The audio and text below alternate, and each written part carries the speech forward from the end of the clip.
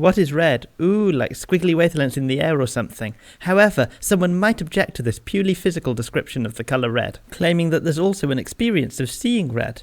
Mary is a colour scientist who's learned all there is to know about the colour red. However, for some inexplicable reason, she's lived in a room where she can only see black and white for her entire life. After completing a scientific study on the colour red, she steps out of the black and white room and sees red for the first time. In that moment, does she learn something about the colour red? It seems like she does. It seems like she discovers what it's like to see red. This doesn't have to be a big problem for people who want to say that red is just a physical phenomenon. They can just say that the experience of seeing the colour red is a property of the mind.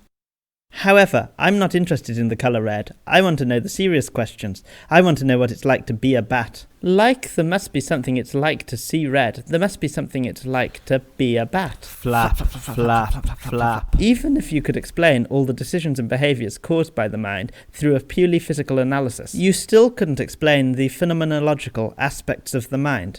So what's it like to be a bat? Bats have experiences, right? So it must be like something. But how could you tell what it's like to do a spot of echolocation or whatever? We could try to imagine it, but our imagination relies on extrapolation from our own experience. So it doesn't really help to imagine yourself flying around at dusk catching insects. At best you could imagine what it would be like for you to behave like a bat, and maybe have the body of a bat. But we can't make the leap to imagine what it's like to be a bat. So maybe we can never know what it's like to be a bat. So there's this branch of philosophy called reductionism, and reductionists think that everything can be reduced to physical descriptions without losing any important information. So they'd think we can say the colour red is electromagnetic wavelength, and that we wouldn't lose important information about the colour red by not including in our definition aspects like what red looks like to humans. The consideration about what it's like to be a bat is meant to highlight a problem for being reductionist about the mind. By not explaining what it's like to have conscious experience, you fail to explain an important aspect of conscious experience. So, if we can't say what it's like to be a bat, how could we even start to claim that we can reduce the mind of a bat to a physical description? It could well be possible once we've worked out what it is to be a bat, but until then it seems rather like jumping the gun. For now we'd have to say that we can't understand what it is to be a reductionist, since we don't know what we're trying to reduce. Bang!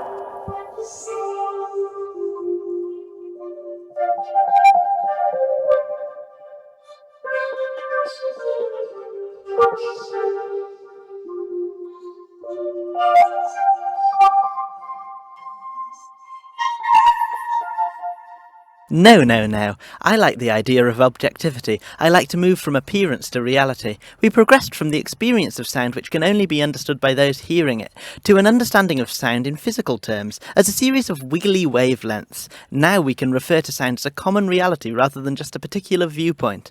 That's pretty great. We should do it with consciousness, and no batty experience should stop us. Bang!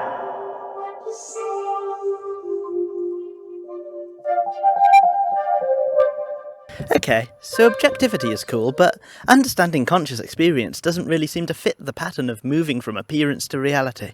What does it mean to move from appearance to reality when it seems that, in this case, appearance is reality? How would we get closer to the real nature of human experience by leaving behind our particular human point of view? In order to refer to a common reality shared by bats and humans, we need to leave behind the subjective parts of our experience. However, if we do that when talking about consciousness, we lose an important part of the phenomena. It looks like an explanation in terms of common experience shouldn't really be the goal here. There are cases where objectivity and common reality are useful, like when studying colours or lightning. But we shouldn't assume that they're always useful. And as yet, it seems hard to say how they'd be useful in understanding conscious experience. What's left of what it's like to be a bat once you remove the bat's point of view? Does it make sense to ask what my experiences are really like, as opposed to how they appear to me? Anyway, thanks, bye!